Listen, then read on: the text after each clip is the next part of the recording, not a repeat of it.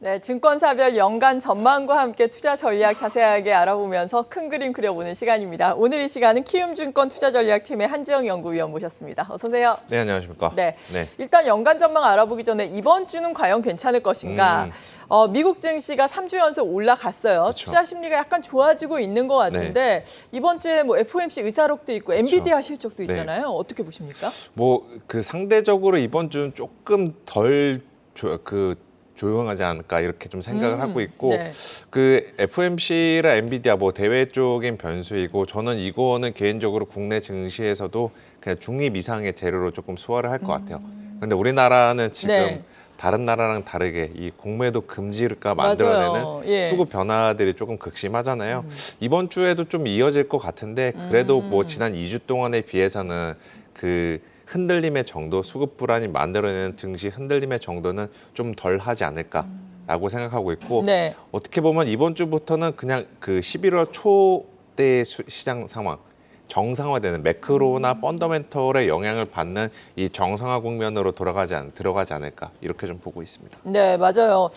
공매도 금지 조치가 취해진 이후에 미국 증시 오히려 올랐는데 그걸 우리 증시가 따라가지 못해서 상당히 아쉬웠는데 정상화 국면, 펀더멘털을 보면서 시장이 더 움직일 것이다라고 언급해 주셨는데 FOMC 의사록과 지금 엔비디아의 실적이 중립 이상의 영향을 미칠 것이다라고 보셨잖아요. 좀 긍정적인 영향을 미쳐야 할 텐데 어떻게 전망을 하세요? FOMC 의사록 같은 경우는 저희가 일단은 11월 FOMC에서 그 시장 친화적인 결과를 좀 받았잖아요. 파월 의장이 생각보다는 덜 세게 이야기하면서 시장에서도 안도를 했고 이게 전반적으로 미국의 금리를 떨어뜨리면서 증시에 긍정적으로 작용했는데 이번 의사록에서도 다시 한번 어느 정도 이게 맞았구나.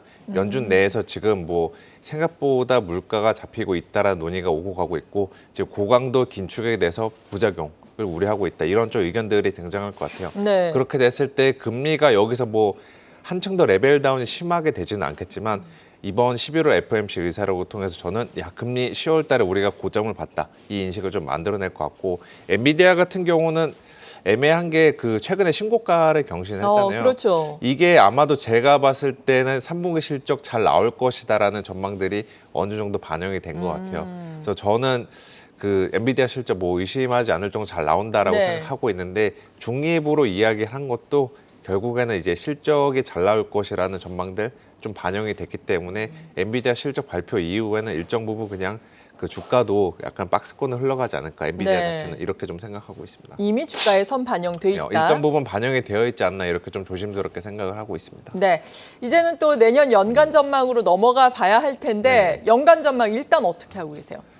내년도에 괜찮을 것 같아요. 일단 대신에 그 뭐 굳이 상저하고냐 상고하저냐 이렇게 구별은 하지 않고 대략 중간중간에 시장의 색깔들이 수시로 좀 바뀔 것 같아요. 그래도 시장에서 제일 좀 해볼 만하게 바뀌는 구간은 내년도 2분기랑 3분기가 되지 않을까라고 보고 있고 뭐 핵심은 그겁니다.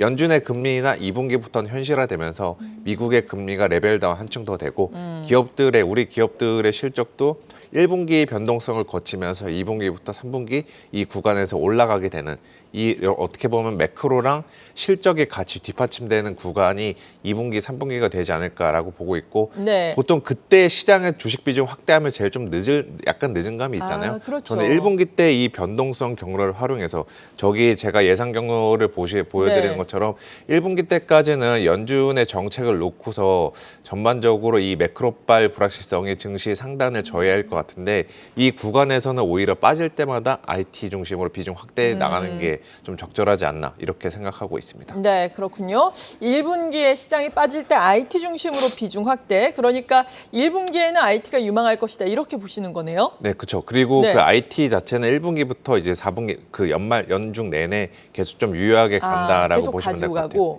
대신에 1분기 때는 IT 위주로 가되 2분기, 3분기 때는 이제 금리 하락에 수혜를 계속 받을 수 있는 이제 바이오나 인터넷 혹은 IT 하드웨어 혹은 정치 격변의 해자는 내년도 글로벌 전반적으로 보시면 우리나라도 그렇고 미국도 그렇고 유럽도 그렇고 정치적 이벤트들이 많은데 여기에서 제가 중요하게 보는 거는 어떤 정당이 당선이 되건 어떤 정당이 다수당이 되건 간에 네. 그 친환경 쪽 관련해서 신재생 관련된 쪽에 대한 정책 드라이빙은 초당파적으로 저는 진행이 될 것 같거든요. 아, 그래요? 예, 트럼프가 당선되더라도? 그렇죠. 트럼프 네. 당선되면 이제 가장 직관적으로 신재생 다 폐기되는 거 아니야 이 생각 해볼 그러니까요, 수가 있는데 지금. 그가 건드리는 거는 본인의 이제 전통적인 그 지역구인 디트로이트 전통 자동차 업체 여기에 일자리를 위협하는 전기차 쪽에만 조금 그 부정적인 입장을 보이고 있지 오히려 태양과 풍력, 태양과 풍력, 수력 다른 대체 에너지 쪽들은 트럼프도 옹호를 하고 있어요. 실제로 과거에 트럼프 네. 정부 당시에 그 신재생 쪽 투자들이 오히려 이전 정권보다 늘어났다는 점도 그거를 좀 반증해주고 있습니다. 그래서 저는 결과적으로 봤을 때 트럼프 당선 노이즈가 나오면 나올수록 신재생 에너지 주가들 흔들릴 수는 있겠지만 이거는 노이즈에 좀 불과하다라고 네. 보고 있고 오히려 이 정치 이벤트들이 모여 있는 2분기 혹은 4분기 미국 대선 때 이때를 이용해서 신재생 쪽에 대한 접근해 보시는 것도 충분히 도움이 되지 않을까 이 말씀을 드릴게요. 네. 그리고 지금 준비하신 자료를 네. 보니까 연도별 주도주 주가 변화가 있는데 이건 아. 어떤 걸 의미하는 거예요?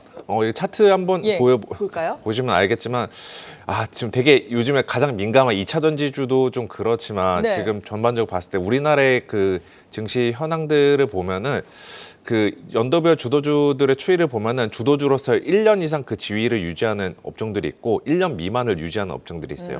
뭐 1년 미만 같은 경우는 이번에 2차 전지가 조금 그랬던 것 같고 네. 작년에 태조 이방원, 2021년도에 네이버 카카오 이런 것들이 있는데 반면에 저기 2004년도나 2010년도 때 보시는 것처럼 조선기계, 철강, 자동차 화정 어마어마했었죠, 이런 그때. 것들은 좀 1년 이상의 지위를 유지했죠. 저는 그 차이를 만들어낸 거는 일단은 주도주로서의 첫 번째 조건은 내러티브, 스토리가 잘 형성이 되면 돼요. 뭐 중국이 얼마나 소비하면 실적이 늘어날 거다. 네. 뭐 중국산 그 제품들 우리가 대체할 거다. 이런 스토리가 잘 형성이 되면은 주도주로서 스타트를 끊는데 네. 이거를 지속시키기 위해서는 실적으로 계속 보여줘야 돼요. 그래서 저는 이거를 내년도에 보여줄 수 있는 업종 이 두 가지를 다 충족시켜줄 수 있는 업종은 바로 반도체라고 생각을 해서 연중 내내 반도체는 쭉 깔고 가시는 것이 맞지 네. 않나 이렇게 좀 생각하고 있습니다. 네, 그렇군요. 스토리와 실적을 갖춘 섹터를 봐야 한다. 반도체는 내년에 내내 관심을 가질 수 네. 있겠다라고 언급을 해주셨습니다.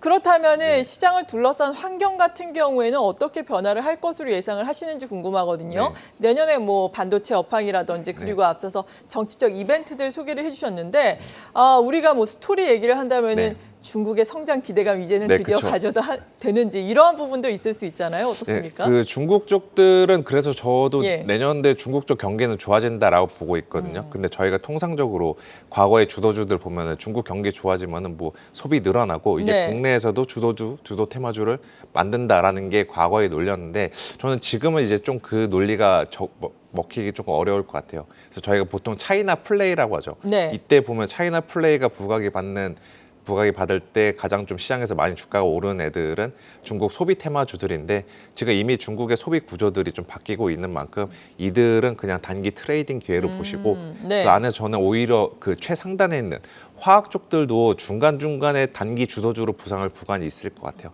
그래서 내년도에 화학주들도 저는 개인적으로 챙겨보시면 좋지 않나. 중국과 관련해서 이렇게 좀 보고 있습니다. 네, 마지막으로 내년도 투자 전략을 전반적으로 한번 정리를 해주신다면 또 어떨까요? 예, 내년에도 뭐 만만치 않은 한 해일 것 같기는 한데 그래도 저는 그 10월 말에 지수 하단은 봤다, 바닥은 확인했다라고 보고 있고 네. 내년 올해만큼은 아니지만 내년도에도 우리가 얼마만큼 수익을 낼 수 있는지 이거를 좀 고민을 해야 되는 시기다. 올해에도 또 빠지면 어떡하지? 이거가 아니라 내년에도 얼마나 수익을 낼 수 있는지 어디 업종에서 알파를 낼 수 있는지 여기에 대해서 고민을 해야 되는 시기다라고 보고 있고 그 중심에는 뭐 많은 상승률을 제공하지는 않겠지만 그래도 네. 어느 정도 성과 방어를 계속 해줄 수 있는 IT 주에 대한 비중은 계속 유지해 가시는 거 좋지 않나 이 말씀을 드릴게요. 네, IT 반도체가 대표적으로 네. 좋아진다면 우리나라의 수출도 좋아지는 그렇죠. 거잖아요. 이렇게 된다면은 뭐 원화도 좀 강세를 보이면서 네. 외국인도 유입될 것이다라고 예상을 해볼 수 있을까요? 어떻습니까? 네, 저도 그러고 있어요. 뭐 공매도 금지로 해서 외국인 수급 부정적인 영향 이런 예. 이야기가 많은데 그거에 대한 효과를 보려면 시간이 좀 필요하고 외국인들을 가장 중요한 게 우리나라에 들어올 때 실적이랑 환율을 보고 들어오거든요. 되게 잘 지적해 주셨는데 네. 지금 환율이나 실적상의 여건들 외국인들 입장에서 결코 나쁘지 않아요. 그리고 지금 6월부터 외국인들 우리나라 증시 한 4, 5개월 정도 팔았었는데 그때 팔았던 성격들을 보면은 대부분 다 이제 철강 쪽 2차 전지 관련 업종들을 팔았지 IT 중심으로 계속 산 것은 맞거든요. 그래서 저는 올해에도 역시 여전히 외국인 바이코리아 기조가 이어지고 있었고 내년에도 그 기조는 계속 될 거다 이 말씀을 드릴게요. 네, 지금까지 키움증권 투자전략팀의 한지영 연구위원과 함께했습니다. 감사합니다. 네.